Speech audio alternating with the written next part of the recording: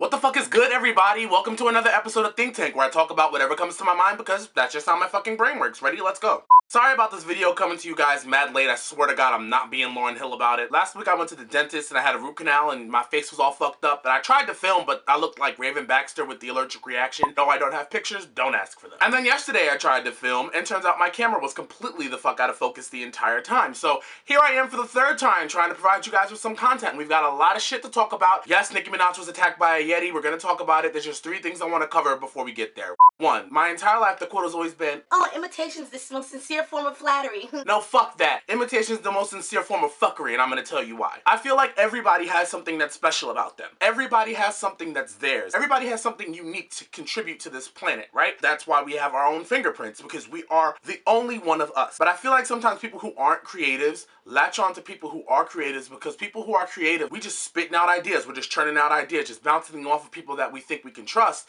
And then the next thing you know, people who aren't as creative, you see your ideas all over that person, and you're just like, what the fuck? I could literally spend forever on this topic because it's something that really pisses me off, but I'm going to say this and this only. One, creatives. Be very mindful of your intellectual property. I know you're just happy to have somebody who will listen, and they're just like, yes, this person can listen to my ideas and I can bounce them and then we can see what's going on. And most of your ideas don't even come into fruition, even though a lot of them could be gold. But they're yours. You have to be very mindful of your intellectual property and don't let other people just run in and take your ideas and your shit, because that's a piece of you. And to all the non-creatives and idea thieves and copycat ass niggas out there, you're only ever gonna be as good as the company you keep, so I hope you keep some really interesting friends. Number two, male natural hair tutorials always seem to get on my nerves simply because, is there a dick instead of balls on the end of each hair strand, bro? Like, I know the only thing that is more fragile than masculinity is Lil' Kim's self-esteem, but you're not doing anything different than what the women are doing with their hair. Like, you're still buying mixed chicks. You're still buying Shea Moisture. Y'all still putting Diva Curl in your hair. Like, it's hair products, bro. But your wash and go tutorial is the same as a woman's wash and go tutorial. It's just that you're a man doing it.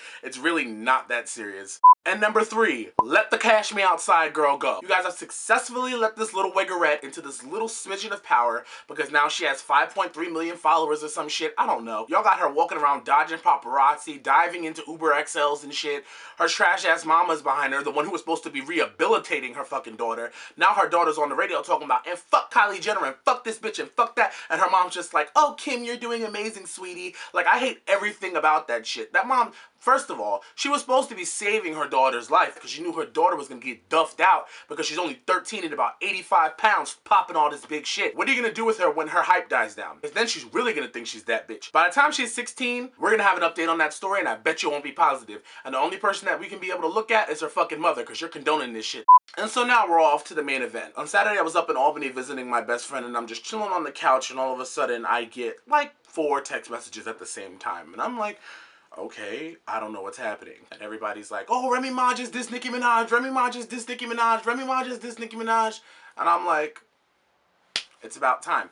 Everybody seemed to be very surprised, right? But anyone who's been paying attention is not surprised. I've always loved Remy Ma. I've always respected Remy Ma as a lyricist, right? Everybody knows I've been a Nicki Minaj stan for like 10 years. So everybody's gonna hit me up and everyone's gonna go, oh, shut the fuck up. So since now y'all love Remy Ma so much, we're gonna go back and we're gonna go over a little bit of history that a lot of you niggas probably don't even fucking know. Let's take it way back to 2007. 2007 was the year after Remy Ma's first album dropped. She had conceded, she had whatever. I don't know how they performed that in New York because I live in New York, but they were big records. Remy Ma was like the only woman that was out here and that was doing it, and she could rap. And then Nicki started to pop around the same time, right? Nicki comes out with the Dirty Money Freestyle, and the first line of the Dirty Money Freestyle is, tell that bitch with the crown to run it like Chris Brown. Because Nicki knew who she wanted to be. Nicki knew she wanted that spot. But Nicki and Rem always respected each other because it never was that big of a deal to them. They just were both out here and they were gonna rap, right? But the people always told them, it's gonna be between you and Remy Ma one day. You know you and Remy Ma are gonna have to fight it out for this crown, right? If Remy had not gone to jail, we would have been at this point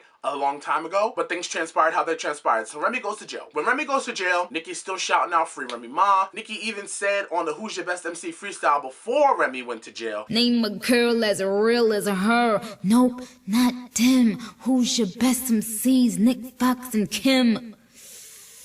Can't forget Rem. So Nicki been giving it up to Remy, right? So Remy's in jail, 7 winters and 6 summers. Remy's in jail for a long time. Remy's in jail long enough for Nicki to make $70 million. Like, Remy's in jail a long time, and she watches everything that Nicki Minaj has gone through, and she's watching everything that Nicki Minaj has recorded, and she's watching all that.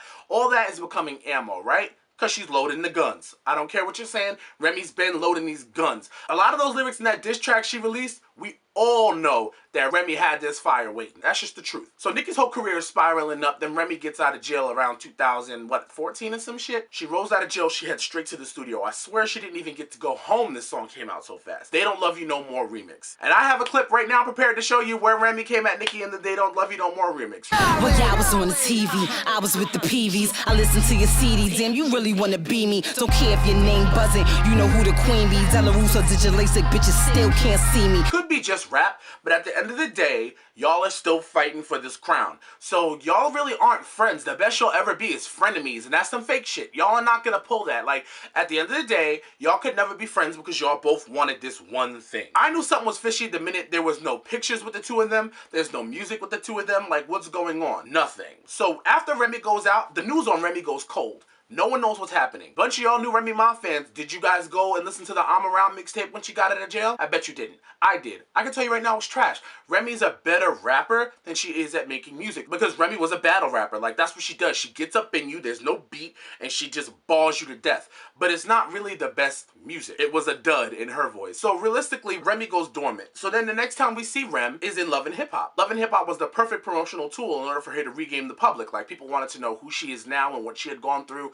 and love her and her husband and all that other shit. But even still, during then, her music wasn't sticking until All the Way Up. Big record, annoying record, tired of hearing it. They played it to fuck. This is all around last year, like after the end of Love and Hip Hop season 1. So we're talking around like, I think like February 2016-ish. So the whole Nicki and Remy thing really goes kind of silent. Nicki's not really releasing music. I'm not hearing anything from Remy at this time. They're just powering All the Way Up to every speaker on the fucking planet. So then Nicki does an interview with Breakfast Club or Hot 97, one or the other. She says that she has a song with Remy and Foxy coming out, which I immediately was like, no you don't. Like, because I know, everybody knows that Remy and Foxy really don't get along. I feel like maybe that has something to do with the reason why they're not cool now, because that was supposed to be a record. Next thing you know, Remy starts releasing these records and the All the Way Up remix comes out and you hear, I don't wanna hear about your records and big numbers, cause I was up top 7 winters and 6 summers. And I'm like, well, here we go. I immediately knew then we're talking about Nicki. Next couple verses and freestyles,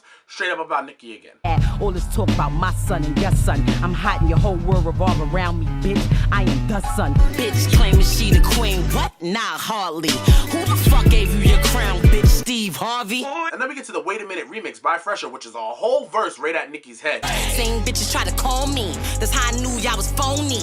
I be putting in that work, taking in the church, cause I leave them holy. Will I smoke this bitch? Yes. Probably fail my piss test. Get rid of those fake breasts and put a vest on this bitch chest. It's lunchtime, she food. I'm Troy Ave with that tool. Both hands on it like noon. Remy Ma, I'm a goon. Your city big, I'm state time. I'm snatching wigs like waistlines. Crack a bitch with my cell phone. Really put her on FaceTime. That ghost right about to call her. That lifeline getting shorter.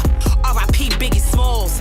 Why the fuck they ain't want her? This whole time Remy is talking like she's not taking shots at Nicki. Lies upon lies upon lies, my nigga. You are taking shots at Nicki and that's fine because you want the crown. But stand in your shit if you want a buck. But the problem with Remy Ma was Remy Ma didn't know what she had to lose by coming out swinging at Nicki Minaj. The climate wasn't safe because she knows how much power Nicki does have. She was afraid that even if she barred Nicki to death coming straight out, that the people could turn on her and she may not have a career. So she was testing the water, and the water really did seem safe. So now we cut to a few days ago. Nicki releases Swallow with Jason Derulo, and she releases Make Love with Gucci Mane. Make Love with Gucci Mane, all she really says is, to be the queen of rap, you gotta sell records, ma. Like, that's straight up. Remy Ma's not selling records. That's the truth. But it's a half-truth. And then on Swallow, she says, I hear she throwing shots, but every line sucks, right? So all this big chunk of music that we have with evidence where Remy has been going straight at Nicki Minaj over the better half of 6 months. And these 2 verses released on one day, and then 2 days later, that's license for Remy Ma to go slap the fuck off, right? No.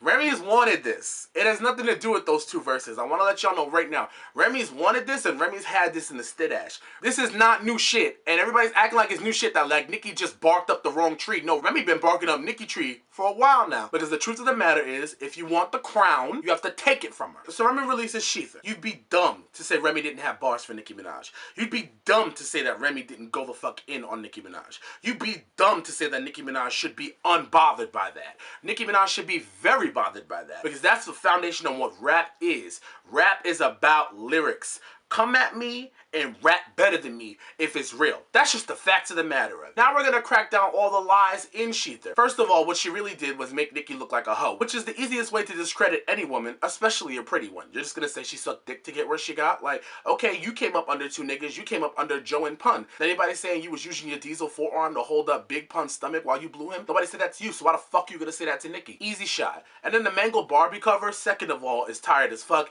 Everybody does it. She said she fucked Ebro, that's a lie. She said she fucked Trey Songz, that's a lie. Said Safari wrote for Nicki. Does Pap write for you? No, because the way that your man's not more talented than you, her man wasn't more talented than her. Cut it the fuck out. She said Nicki fucked Wayne. Nicki never fucked Wayne. She said Nicki fucked Drake. Drake wishes Nicki would fuck Drake. She said Drake wrote for her. Drake don't write for Drake. She said Wayne writes for her. Wayne can't write for Wayne anymore. Like, all these things that she's saying are lies. Do I believe that Meek Mill said that shit to her at All-Star? No. Is Meek Mill still a bitch? Yeah. What Meek Mill should have done is step up and said, nah, I don't chat on my lady like that. That's what he should have done, but he didn't. She said Nicki Minaj has a 360 deal where her money goes through mad niggas before she touches it, that she only makes like 32 cents off each dollar. That's also not true. When Nicki was signed in 2009, in the press release, it literally says that Nicki Minaj reserves all her 360 rights, including merchandising, endorsements, touring, sponsorships, and publishing. Like, all of that is hers. So that's the reason why she's rich in the first place. If she was making 35 cents off each ducat, it would literally be the TLC movie again, but it's not. We can sit here, we can pick about ShETHER for every fucking lie in the cut,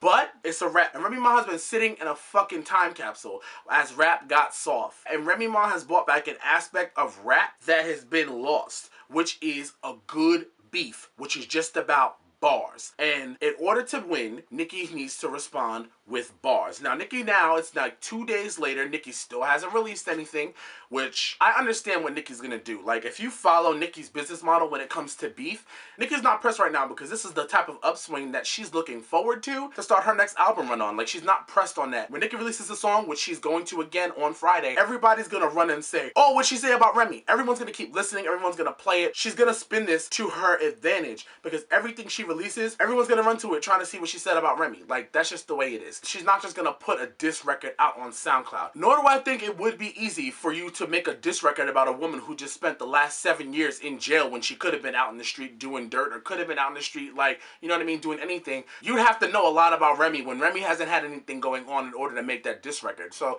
Nicki's got a harder job than Remy does because Nicki's been out here living life when Remy's been in the box for 7 years. In my opinion, Nicki should respond because this beef is not over. I know Remy has another one in the stash. All I know is this is good for hip-hop. I'm not gonna act like ShETHER didn't piss me off, but I'm also not gonna act like ShETHER was not fucking bars, because ShETHER was bars, and it is what it is because that's what Remy Ma does. But that's what people who really love Remy Ma know that's what Remy Ma does. People who love Remy Ma have sat on YouTube and watched her fucking rap battles. Have you? No. People who love Remy Ma go off and listen to her mixtapes and buy her albums. Have you? You definitely haven't, because Plata Plomo is still sitting at 7,000 units sold in the US. You have to admit to yourself that y'all niggas don't love Remy Ma. You hate Nicki Minaj, and you love to see a chink in her armor. You love to see her bleed. Y'all happy that first bullet really pierced her skin. Congratulations. You got a little bit. She's still gonna be a mogul. Like, she's still gonna be Nicki Minaj, and she's still gonna be out here. She's still gonna be the queen. Nicki Minaj is a fixture in hip-hop history for the rest of your life, and you're just gonna have to deal with that. So the song of the week this week, I wanted to be kind of a throwback. So that's a song that I've been listening to for a while. It's called Closer to My Dreams